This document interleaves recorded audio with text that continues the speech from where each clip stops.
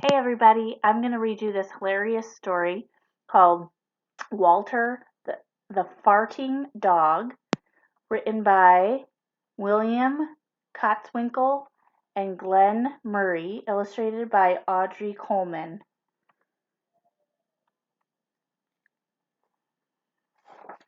Walter the Farting Dog. Betty and Billy brought Walter home from the dog pound. Nobody wanted him, said Billy. But we love him, said Betty. Well, he smells awful, said their mother. I think you better give him a bath.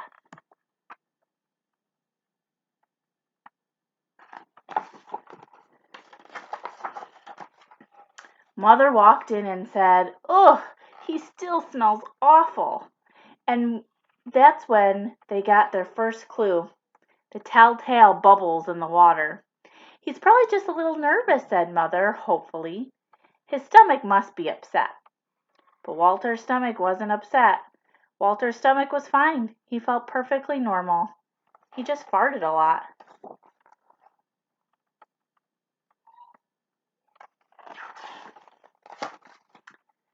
He did it when he bathed. He did it when he played with Betty and Billy. He did it when he walked around the house. He did it in the dining room. He did it in the kitchen. And he did it in his sleep.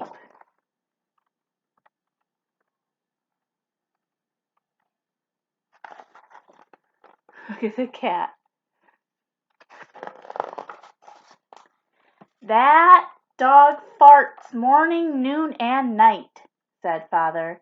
He can't help it, Daddy, said Betty and Billy. They didn't mind Walter's farts. So what if he farts, Billy said to Betty when they were alone in the room with Walter. Betty agreed. Walter agreed too.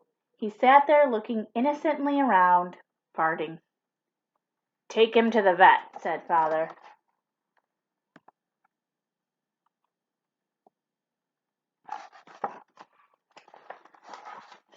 Farting, said the vet, or rectal flatulence, as we say in the medical profession, and prescribed a change in diet.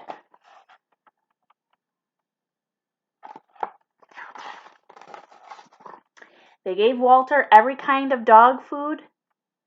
He farted. They tried him on cat food. He farted. They gave him hot dogs, hamburgers, and lettuce and tomato sandwiches. They gave him fried chicken. They gave him rabbit food. They made him a vegetarian.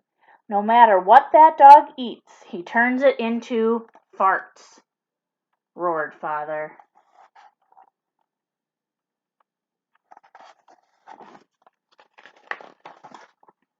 Walter got the blame for everybody else's farts, too. If Uncle Irv let one slip, he just went and stood near Walter. Then all he had to say was, "Walter," and everyone would look at poor Walter. Aw, man, he's getting blamed for everyone else's farts, too. Rude. He has to go back to the pound, said Father. No, Daddy, please, begged Betty and Billy. Don't send Walter away. He goes tomorrow, said Father. They pleaded. Walter farted. It was all over. That night Betty and Billy cried into their beds, and Walter looked at them unhappily.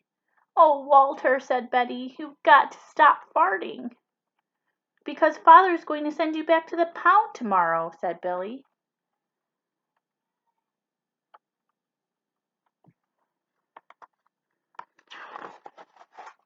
Walter knew how serious the situation was. He'd never seen Betty and Billy again. He resolved to hold in his farts forever.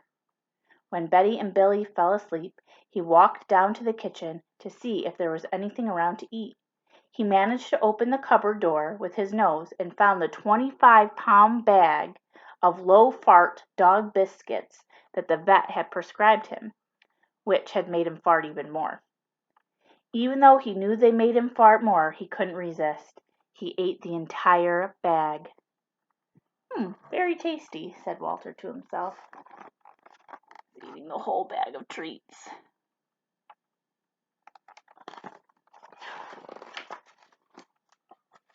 And then he went and lay down on the sofa. A gigantic gas bubble began to build inside him. Ugh. This is going to be trouble, he said to himself nervously. He was afraid of what might happen if he let it go. He thought maybe the house would explode, so he kept it in. It wasn't easy. In fact, it was torture. But he had resolved never to fart again. His future depended on it. As he lay there with his tail wrapped tightly between his legs, he heard a noise at the window.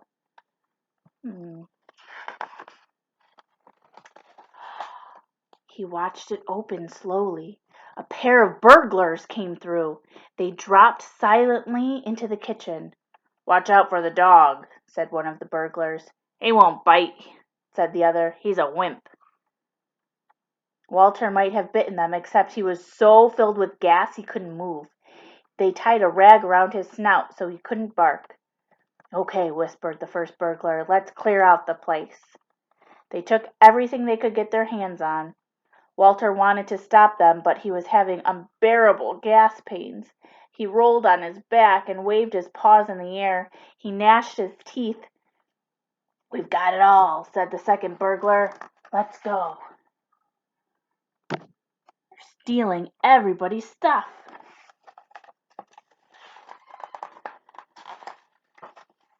That's when Walter let it fly. It was the worst fart of his life. It made a tremendous noise and shot him across the room. A hideous cloud filled the air. The burglars clutched their throats, unable to breathe. With tears in their eyes, they raced for the window. They tried to grab their bag with all the valuables in it, but their arms were too weak. "Let's get out of here."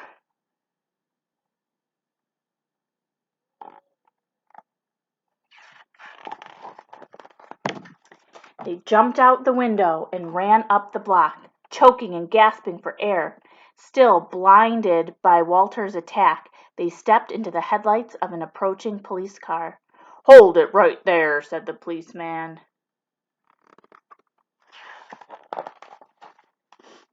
When father and mother came down in the morning, they found the open window, and they saw the bag with their valuables in it, and Walter was sitting beside it. He still had the rag tied around his snout. You'd have to say he looked heroic. "He saved the silverware," cried mother. "He saved the VCR," cried father. "Good boy, Walter. You're our dog, even if you do fart all the time."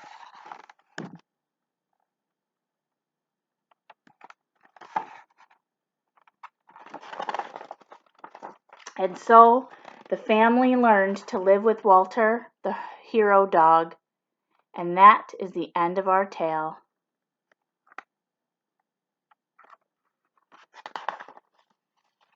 See, all of his farts are going in this thing. And then they're using it to power Walter's Wonder Park. 100% natural gas powered. So his farts are running all the rides at the park. Hope you guys enjoyed Walter the Farting Dog. Just wanted to read you something fun and silly. I miss you guys so much. Talk to you soon. Bye.